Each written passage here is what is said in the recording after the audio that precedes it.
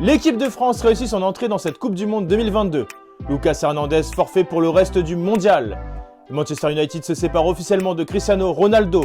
La défaite surprise de l'Argentine face à l'Arabie Saoudite ou encore le programme du jour au Qatar. C'est parti pour le journal de la Coupe du Monde de Made in Foot.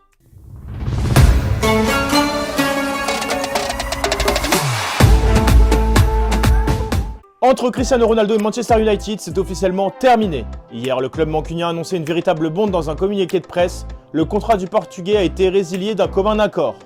Évidemment, cela intervient après plus d'une semaine de polémiques et de bad buzz autour de l'interview explosive de Cristiano Ronaldo en Angleterre.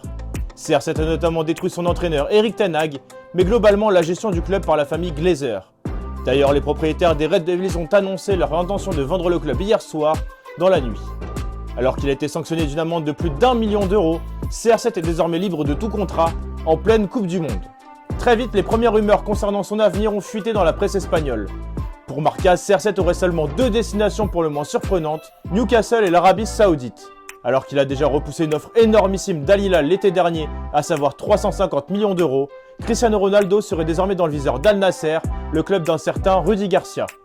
Du côté de Newcastle, l'opportunité de se payer une telle star est forcément bien vue par le richissime nouveau propriétaire des Magpies, qui est lui aussi saoudien.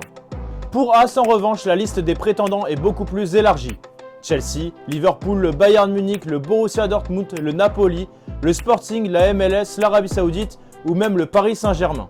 Mais où va signer Cristiano Ronaldo de cet hiver? Donne-nous ton avis en commentaire. L'équipe de France a parfaitement réussi son entrée dans cette Coupe du Monde 2022. Hier, les hommes de Didier Deschamps ont fait le spectacle face à l'Australie dans une victoire 4-1.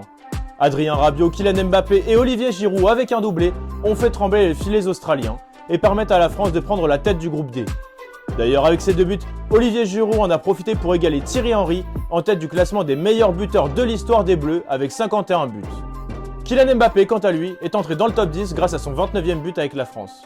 La soirée aurait pu être parfaite pour Didier Deschamps, mais la blessure de Lucas Hernandez est un énorme coup dur. Si son frère Théo a fait le job face aux Australiens, le défenseur tricolore est forfait pour le reste de la compétition. La mauvaise nouvelle est tombée cette nuit, Lucas Hernandez souffre d'une rupture du ligament croisé antérieur du genou droit et sera donc absent pour tout le reste de la compétition.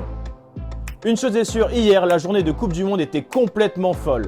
À 11h, l'un des favoris de la compétition, à savoir l'Argentine, est tombé face à l'Arabie Saoudite sur le score de 2-1. Hervé Renard, le technicien français des Saoudiens, a mis un terme à l'énorme série de 36 matchs consécutifs sans la moindre défaite pour les Argentins. Désormais, les Argentins n'ont plus le droit à l'erreur et devront remporter les deux autres rencontres pour espérer atteindre les huitièmes de finale de la compétition.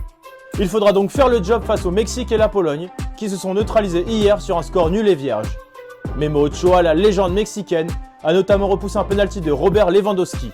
Le buteur polonais est maudit sur les Coupes du Monde puisqu'il n'a pas marqué le moindre but dans un mondial. Enfin, entre ces deux rencontres du groupe C, la Tunisie a tenu tête au Danemark, là aussi sur un score de 0-0. Un match nul qui fait la joie des Tunisiens, auteurs d'une très grosse prestation, mais aussi des Français qui prennent seuls la tête de leur poule.